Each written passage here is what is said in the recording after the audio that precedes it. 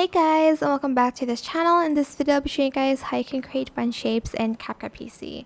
So I just have this this color. You can use any color that you want. For the moon, I'm going to select the circle. Actually, let me just copy and paste this first because I'll need it later. You'll need a circle, and then I'm just going to feather it out a little bit because I want the moon to have a little bit of a glow. Right click, create compound clip, and select the circle again.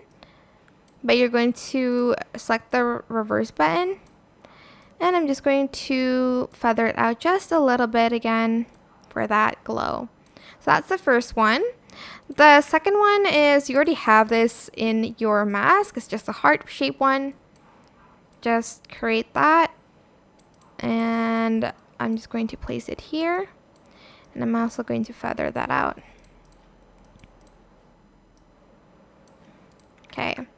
Next you have, again, it's already here. It's the star one, so I'm just going to place it like that.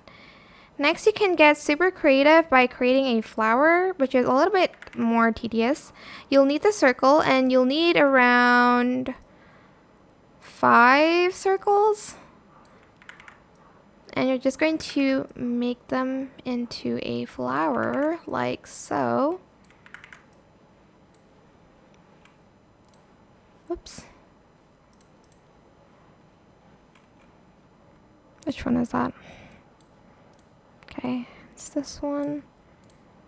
That one. Copy and paste one more to be in the middle. Like that.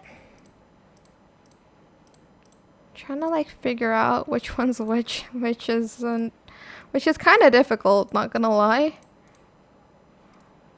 Okay, that's that one. Which one's this one? This one's that. Okay. What about this one? Okay, that one's that one. I'm trying to find the main part of it. It's this one. Just gonna make it stick a little bit better. And when you're done, you're going to grab everything. Hopefully that's everything.